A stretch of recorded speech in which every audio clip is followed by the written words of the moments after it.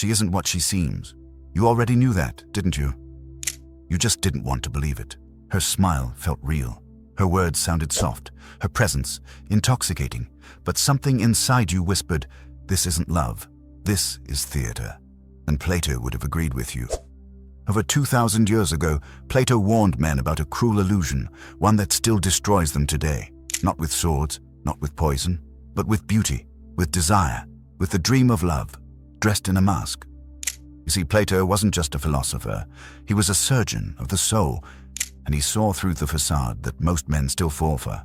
He believed that beauty, especially in women, was one of the most dangerous forces in existence.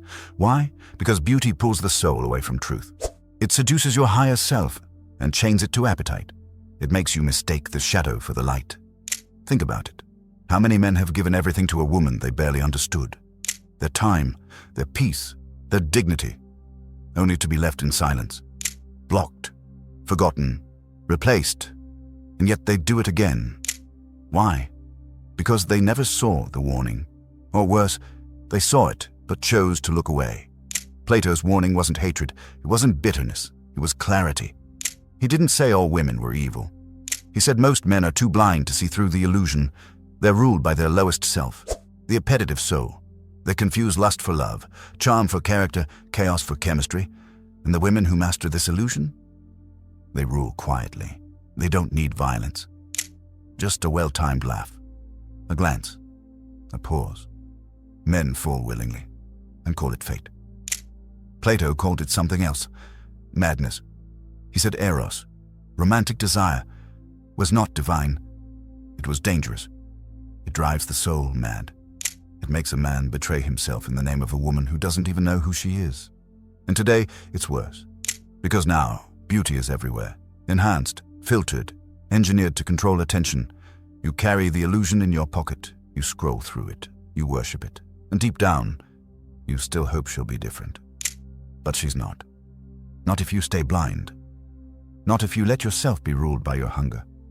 Plato's warning is still echoing, but most men aren't listening. They're too busy falling for women who've mastered the art of being seen and never truly known. And the cost? Sometimes it's your mind, sometimes your purpose, and sometimes it's your entire soul. The illusion is beautiful, but the truth is what sets you free. Next, let's dive into why most men fall for the same trap over and over and never see it coming. She smiles. And you believe it means something, that she's kind, that she's good, that she's safe. But Plato warned you, appearances deceive, and those who live by the senses die by illusion. You think you're falling in love, but you're just hypnotized by symmetry, softness, and light. It's not her you love. It's the feeling she gives you. And feelings, Plato said, are the most unreliable form of knowing. The truth? You don't know her. You only know your hunger, a hunger for validation, for warmth, for someone to tell you that you matter. But she never said that. You just wanted to believe she did. Plato spoke of the world as a cave, where people are chained, staring at shadows on a wall. And most men, they never turn around. They fall in love with the shadows and call it reality. You saw her body, her lips, her laughter, and you decided this is who she is. But the soul is hidden, and most men never even bother to look. Because looking requires effort, it demands stillness, it forces you to question yourself, your motives, your fears, your past, and it's easier to just chase the next thrill. The next dopamine spike, the next goddess who promises salvation but delivers nothing but silence. You were warned. Plato said the soul is divided into three parts: the rationale, the spirited, the appetitive. And when a man lets his appetites lead, he loses himself. He becomes a puppet, his strings pulled by lust and fantasy. Look around, modern men, addicted to images, addicted to lips they'll never kiss, eyes they'll never meet, women who don't know their name and never will. You're not falling in love, you're falling into a trap, a psychological mirage that flatters your ego while feeding your emptiness. And she's not to blame. She's just doing what women have always done, being seen, being wanted, using what nature gave her. The fault is in you, in your blindness, in your hunger to find in her what you refuse to build in yourself. You didn't want a woman, you wanted a cure, And when she couldn't heal you, you called her cruel, but she never signed up to fix you. She never promised to be your savior. You projected that onto her and blamed her when the fantasy collapsed. Let that sink in. There was a man. He wasn't weak. He wasn't stupid. He just believed. Believed that when she laughed at his jokes, she meant it. Believed that when she said, "I miss you," it was real. Believed that love, if given purely, would always be returned. But belief doesn't protect you. It blinds you. And he, like many men before him, gave everything. Time, money, energy, hope. He stopped talking to his friends. He cancelled his dreams, one by one. He lived for her, and still. She left. Not in rage, not in betrayal. She just drifted, like a breeze slipping through a cracked window, silent, inevitable. He stared at her unread messages for weeks, checked her Instagram, knowing what he'd see. The new guy, the new life, the new lie. And do you know what hurt him the most? It wasn't that she moved on. It was that she never looked back. Plato would say he had been staring at shadows on the cave wall, confusing her reflection with her soul. He never saw her clearly. He only saw what he needed her to be. That's the trap. When you're starving for meaning, anything looks like a feast. She wasn't evil. She was just human. But he gave her the role of a goddess. And gods always disappoint. Men today still make the same mistake. They chase love before wisdom. They chase her before building themselves. And they expect loyalty without strength, respect without boundaries, and peace without self-control. But you can't skip the cave. You have to suffer in the dark. You have to crawl toward the light, not for her, but for you. Only then will you see clearly. Only then will you stop worshipping illusions. And maybe, if more men understood this, fewer hearts would break.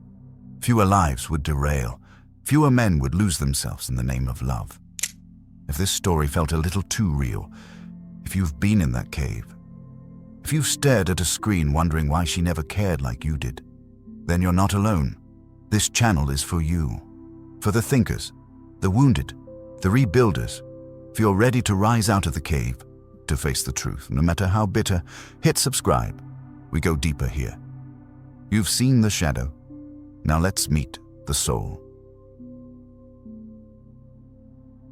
Plato once wrote that humans were originally whole, that we were born with 2 faces, 4 arms, 4 legs.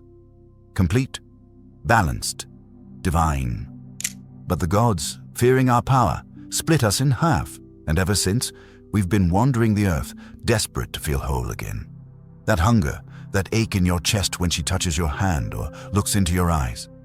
That's not just desire. That's your soul remembering what it once was. It's romantic, it's beautiful, and it's dangerous, because some men mistake that longing for truth. They meet a woman who mirrors what they lack. Softness, beauty, warmth, and they believe they've found their missing half. But a mirror doesn't give, it reflects. She becomes a projection, not a person, a fantasy, not a partner. And before long, he's no longer with her. He's chasing a ghost of himself through her body, and that's where men fall. Plato warned us, desire without discipline corrupts, love without wisdom blinds. When you seek wholeness from another, you hand them the keys to your soul. She doesn't have to lie. She doesn't have to cheat. She just has to exist in the space where your self-worth should have been. And if she leaves, or mocks, or simply loses interest, you collapse. Not because she broke you, but because you were never standing in the first place. This is the silent epidemic modern men face. Raised to believe that love will complete them, taught that masculinity is toxic, fed a stream of illusions by screens and slogans. They walk into relationships as boys looking for mothers or as servants looking for queens. And when it all falls apart, they blame women. But Plato would say, you never faced yourself. You can't skip the soul. You can't outsource identity. You must become whole before you share your life with another, or you'll always be vulnerable to those who pretend to complete you. So ask yourself, is the woman in your life someone you see clearly? Or is she a projection of everything you think you lack? Are you walking beside her as a man, or are you chasing her as a shadow? The truth isn't comfortable, but it's the only thing that will save you from the lie. And the lie is costing men everything. This was never just about women. It was about you, the man listening, the soul watching this right now. From the start, Plato didn't blame women for the downfall of men. He warned men of the cost of failing to rule themselves, to know desire, but not be enslaved by it, to encounter beauty, and not lose yourself in it. Because a man who doesn't know what governs him will be ruled by everything, his lust, his fear, his insecurity, his longing to be loved by someone he barely knows. And then what? He mistakes infatuation for destiny. He confuses chaos for passion. He calls it love, and then cries betrayal when the mask falls. But Plato never said, do not love. He said, let love lead the soul to truth. That's a different kind of love, not the one sold on apps or shown in toxic drama. It's the kind that demands you build something in yourself first. You think most modern women are manipulative, disloyal, cold? Maybe some are. But why did you attract that? Why did you stay? Most men don't want to answer that, because the answer hurts more than the breakup. It reveals how undeveloped, how unprepared, how spiritually starved they really were. Plato's real warning was this: if you don't master yourself, someone else will. That someone might smile at you, sleep beside you, tell you she loves you, but deep down, she may not even respect you, because you don't respect yourself. A man who doesn't stand for anything will fall for a pretty face. A man who doesn't know what he wants will chase whoever pays him attention. And a man who avoids his inner work will blame women for what his reflection shows. So what's the real threat? It's not the woman. It's your blindness to your own hunger, your failure to become a man worthy of being followed, not used. It's not that she deceived you. It's that you wanted to be deceived, because reality required too much responsibility. But now, you know better. You see it, you've heard it, and you can't unsee it. There are women out there who will destroy weak men, but there are also women who are waiting. For men who have depth, who have discipline, who have a mission. The question is, who are you becoming? Because Plato never said to run from love. He said to elevate it, to transform it into something sacred, not transactional, to make it serve your soul, not enslave it. So remember this: the path isn't to avoid women. It's to rise so high within yourself that no woman can shake your peace, distort your vision, or make you forget who you are. It's not her you should fear. It's the man who never became more than his urges. Let that sink in.